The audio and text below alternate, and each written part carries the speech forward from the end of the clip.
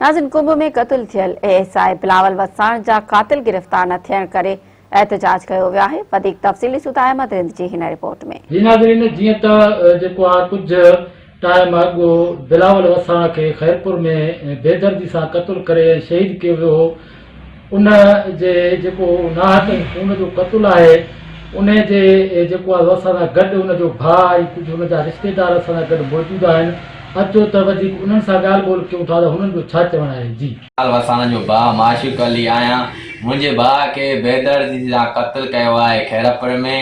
मुंहिंजे भाउ जा क़ातिल माना आहिनि मुलवस घणा माण्हू, माना बकाई रिपोर्ट अञा रहियल आहे। IG DIG तनीर चने जे SP तनीर चने जेके माण्हू आहिनि मुंहिंजे भाउ खे किराए जा क़ातिल हिननि घुराया आहिनि। राजपूत फराज़ शकीलन शाह मुंहिंजे भाउ खे माना धोखे सां घुराए चवनि त तूं हथे खाली अचे, तूं असांजे कमु आहे, तूं जल्द में जल्द हिकिड़े माण्हूअ सां बि माना कानून माना रिआयत न कंदो, माना सख़्त में सज़ा ॾिनी वेंदी। असांजे ज़िले खैरपुर में हिकु इंतहाई दर्दनाक इंसानियत खां किरियल वाक़ियो जंहिंजी जेतिरी मज़म्मत कजे ओतिरी घटि आहे।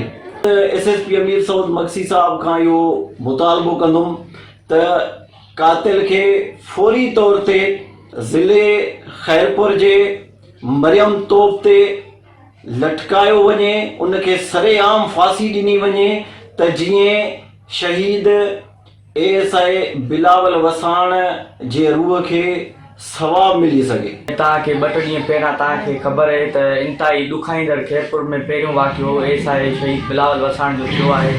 इन जे सिलसिले में असां हिते आया आहियूं त उनखे इंसाफ़ मिले।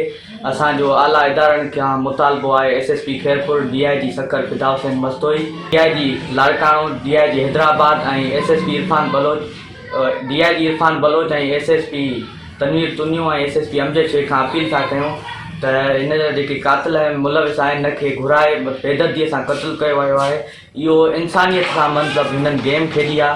हे असां सां वसाण क़ौम सां इहो न आहे थियो, इहो हर क़ौम सां मसइलो थी सघे थो। Supreme court of Pakistan, IG Sindh, CMA Sindh Murad Ali Shah, prime minister Imran Khan खां मुतालबो था कयूं त जेके रहियल क़ातिल आहिनि उन्हनि खे जल्द खां जल्द गिरफ़्तार कयो वञे, कानून जे कटहरे में आंदो वञे ऐं उन्हनि खे सख़्त खां सख़्त इबरतनाक सज़ा ॾिनी वञे।